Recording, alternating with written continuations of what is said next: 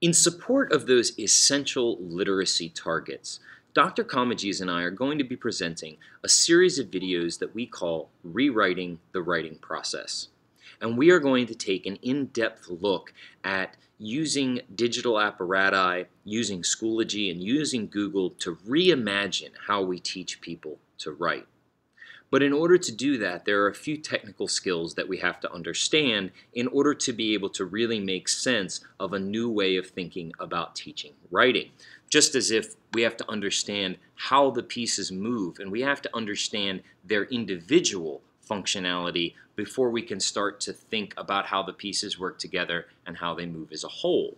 So this week I have two quick skills for you, one in Schoology and one in Google Docs, just to give you some basic knowledge about how we're going to use these once we start imagining how we can reimagine the writing process. I also want to take this opportunity to shout out Mr. Patrick Lombardozzi, the old dog himself, who did a fantastic job this week of taking that embed Google skill that we saw last week, taking a very strong lesson plan and improving it, and being observant and collecting that observable classroom data that is the most important and seeing that it really was effective. So he did a great job with that, and it was really cool to see the feedback that he received. So check out these skills that we're going to show you right now and brace yourselves for rewriting the writing process. Your move. Okay, the first skill that we want to demonstrate here inside of a Google Doc, here's my sample Google essay, is the difference between editing, suggesting, and viewing. That this is important for how we interact with students on Google. Viewing, of course, is what we call view only. This would mean that the buttons have no functionality. I can highlight like this, but if I type, I can't actually do anything because I am in view mode. So that's the mode that we don't really use, or we use as sort of a protected document view, and we don't really need that for the writing process. The second choice is suggesting, and this is the most important for students who want to learn something and where we want to exchange information. If we were to type here, just add this sentence in, what you'll see is when I click off of it, it turns green. So that if I was making a suggestion to this document, all the suggestions pop out and they are not automatically integrated into the document until the original owner of the document hits accept suggestion. And then, boom, it turns from green to black and becomes a permanent part of the document. We can also put comments in anywhere we like. We could do a comment here. We could highlight an entire section of text and create a comment here.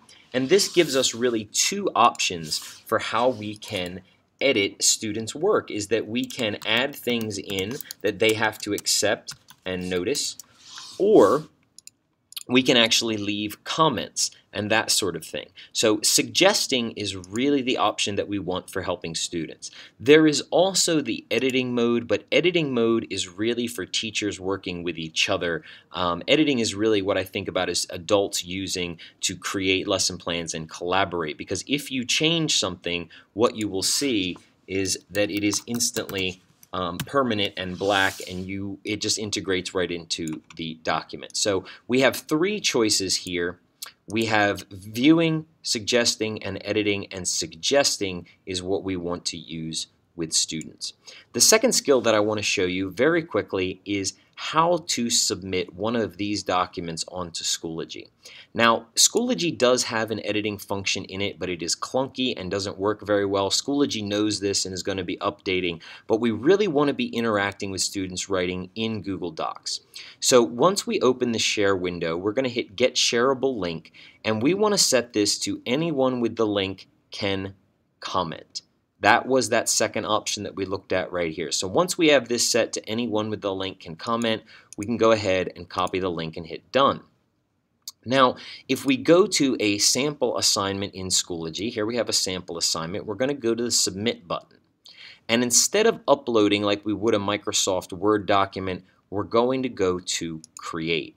Once we select the Create option, we have the Rich Text Editor, and we are going to select Link. Now, you might be thinking, well, wait, last week's video, if I hit this and went to Google Drive, Couldn't I put it in there precisely? You absolutely could, but that would leave you inside of the Schoology window, and this is one of the only cases where we really want to be outside of Schoology to edit. So we're going to click Link, and we are going to then paste the link into that window, and we are going to write the title here. And you will see that you've done it correctly when you hit Insert and that blue hyperlink shows up in the window, and then we can hit Submit. Now what would happen is if the teacher were to click on this, they would get that link that would drop them here, and it would automatically drop them into suggest mode to leave the student comments. So those are two skills that we're going to need when we reimagine the writing process in the coming month. Thank you for tuning in to two guys who sort of know what they're doing, and we'll see you next week.